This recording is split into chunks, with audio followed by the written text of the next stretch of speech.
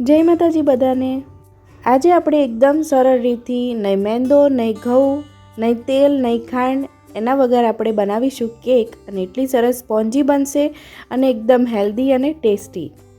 ઉપરથી Valentine's day પણ નજીક આવી રહ્યો છે, તો આપણે આપણા પાર્ટનર માટે અને બાળકો માટે ચોક્કસ ઘરે જ બનાવીશું અને કેક એ પણ હેલ્ધી અને ટેસ્ટી બનશે, એકદમ પોચી રૂ જેવી બનશે। ચાલો એને બનાવવા માટેની રીત જોઈ લઈએ। તો મેં અહીંયા આગળ એક વાડકામાં 1 કપથી થોડોક ઓછો એવો ગોળ લીધો છે, તમે 1 કપ પણ લઈ શકો છો। હવે હું એની અંદર 2 ટેબલસ્પૂન જેટલું પાણી એડ કરીને થોડુંક ઉકાળી લઈશ, જેથી આપણો ગોળ બધો જ ગરમ થઈને ઓગળી જાય। હવે ગોળ ગરમ થઈ ગયો છે ને મેં ગાળીને એક વાસણમાં કાઢી લીધું છે અને 1 ટેબલસ્પૂન જેટલું અહીંયા મેં ઘી લીધું છે। અડધો વાડકો એટલે કે અડધો કપ આપણે અહીંયા દહીં લેવાનું છે અને સોજીને મેં 1 કપ લઈને એને મિક્સરમાં ક્રશ કરીને લીધું છે। 1/4 કપ દૂધ લેવાનું છે, દૂધ અહીંયા નોર્મલ ટેમ્પરેચરવાળું લીધું છે અને મિલ્ક પાવડર લઈશું 3 ટેબલસ્પૂન જેટલો મિલ્ક પાવડર। વેનીલા એસેન્સ લઈશું 5 થી 6 ડ્રોપ। જો આ ન હોય તમારી પાસે તો તમે 4 થી 5 ઇલાયચીના દાણાને ક્રશ કરીને પણ એડ કરી શકો છો, તો પણ સરસ એવી ફ્લેવર આવી જશે। હવે વિસ્કરની મદદથી બધું જ સરસ એવું મિક્સ કરી લેવાનું છે અને 1 મિનિટ સુધી એને ફેટી લેવાનું છે। મિત્રો, તમે મારો વિડીયો કયા શહેર અને કયા દેશમાંથી જોઈ રહ્યા છો મને કમેન્ટમાં ચોક્કસ જણાવજો, જેથી હું તમને થેન્ક યુ કહી શકું। આ રીતથી તમે એકવાર કેક બનાવશો ને તો બાળકોથી લઈને મોટાઓને ખૂબ જ ભાવશે અને બહારની એવી અનહેલ્ધી કેક લેવી એના કરતાં આપણે ઘરે જ હેલ્ધી બનાવીએ તો કેટલું સારું। હવે મારી પાસે અહીંયા ન્યુટ્રેલા પડ્યું હતું, તો મેં 1 ચમચી જેટલું એડ કર્યું છે। જો આ ન હોય તો તમે ચોકલેટને ઓગાળીને પણ એડ કરી શકો છો અથવા કોકો પાવડર પણ એડ કરી શકો છો।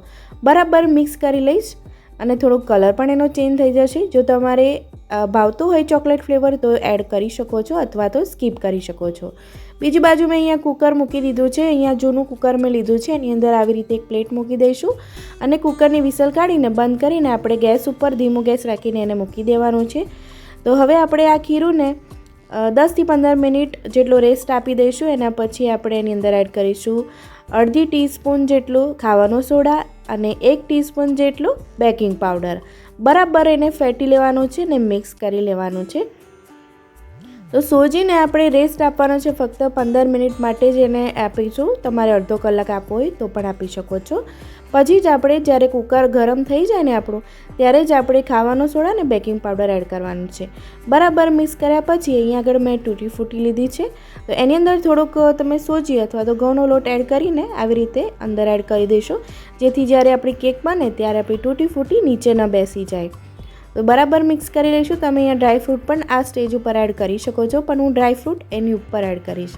હવે મારી પાસે અહીંયા ટીન હતું તો મેં ટીન લીધું છે। જો તમારી પાસે એ ન હોય તો તમે આવી રીતે ઊંડો તમારી પાસે વાડકો હોય ને તો તમે એ પણ લઈ શકો છો। તો બધું ખીરું એની અંદર એડ કરી દેવાનું છે। મેં ઘીની મદદથી ગ્રીસ કરીને ઉપર ઘઉંનો લોટ છાંટીને લીધો છે, જેથી આપણી કેક સરળતાથી બહાર આવી જાય। હવે ઉપરથી મેં તૂટી ફૂટી આવી રીતે ડેકોરેશન માટે લીધી છે અને કાજુ બદામ પણ મેં નાના નાના પીસીસ કરીને ઉપર એડ કર્યા છે। તમે ભાવતું કોઈ પણ એવું ડ્રાયફ્રૂટ લઈ શકો છો, તમે અખરોટને પણ નાના પીસીસ કરીને ઉપર એડ કરી શકો છો। કાળી દ્રાક્ષ પણ એડ કરી શકો છો, એ પણ દેખાવમાં અને ટેસ્ટમાં ખૂબ જ સરસ લાગતી હોય છે। હવે આપણે કુકર ગરમ થઈ ગયું છે, તો કુકરને ખોલીને હવે જે પ્લેટ છે એની ઉપર આપણે ટીન મૂકી દેવાનું છે। તો ટોટલ અહીંયા મેં 45 મિનિટ માટે કેક ગરમ કરવા માટે રાખી દઈશું અને કુકરને બંધ કરી લઈશું અને વિસલને પણ કાઢી લઈશું। 45 મિનિટ સુધી તમારે કુકર ખોલીને વારે ઘડીએ ચેક નથી કરવાનું, એવું ચેક કરશો ને તો તમારી કેક નીચેથી બેસી જશે। તો 45 મિનિટ પછી હું ચેક કરી લઉં છું કે આપણી કેક ચડી ગઈ છે કે નહીં। તો અહીંયા આગળ એક સ્ટીકની મદદથી હું ચેક કરી લઈશ। મને વચ્ચેથી થોડીક એવું લાગે છે કે થોડી કાચી છે, એટલે ફરીથી હું બીજી 10 મિનિટ માટે એને બંધ કરીને કુકરને ચેક કરી લઈશ। 10 મિનિટ પછી હું ફરીથી એકવાર સ્ટીક અંદર નાખીને જોઈ લઈશ કે આપણી કેક થઈ છે કે નહીં। હું તમને નજીકથી પણ બતાવી દઉં, થોડો કલર પણ ચેન્જ થઈ ગયો છે અને આપણી કેક પણ ચેક કરી લીધી છે। બહુ જ સરસ એવું ક્લિયર સ્ટીક બહાર આવી ગઈ છે, તો આપણી કેક તૈયાર થઈ ગઈ છે। હવે આપણે શું કરીશું કે આપણી ગરમ ગરમ કેકને આપણે બિલકુલ તરત જ આપણે કટિંગ કરવાની નથી કે એને અનમોલ્ડ કરવાની નથી, એને બહાર કાઢી લઈશું અને એક નેપકિનની મદદથી આપણે એને ઢાંકીને 1 કલાક માટે ઠંડી થવા દઈશું। 1 કલાક પછી તરત આપણી કેક છે ને એવું તમે જોઈ શકો છો કે એની ધાર છોડી દીધી છે અને જો ઊંધી કરીને હું થપથપાવી દઈશ ને તો તરત જ ફટાક દઈને આપણી કેક બહાર નીકળી જશે.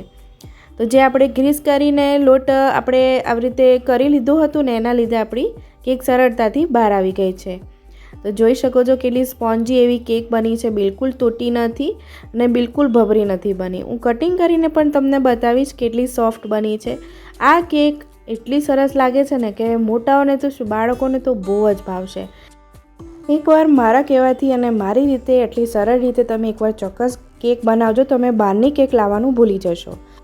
હું તમને કટિંગ કરીને પણ બતાવું, ઇઝીલી કટ થઈ જશે અને સરસ એવી સ્પોન્જી પણ બને છે આ કેક.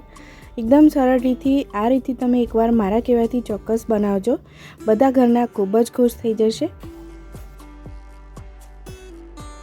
તો બની છે ને એકદમ સ્પોન્જી અને તમે તૂટી ફૂટી પણ જોઈ શકો છો કે તળિયે નથી બેસી ગયું, તમે વચ્ચે જ રહી છે આપણી તૂટી ફૂટી, બિલકુલ તળિયે નથી બેઠી. બહાર તમે આ કેક લેવા જશો ને તો 200 થી 250 રૂપિયાથી નીચે નહીં મળે અને ઘરે આ કેક ખૂબ જ સસ્તા ભાવે બની જશે. એકવાર ચોક્કસ ટ્રાય કરજો. આવજો.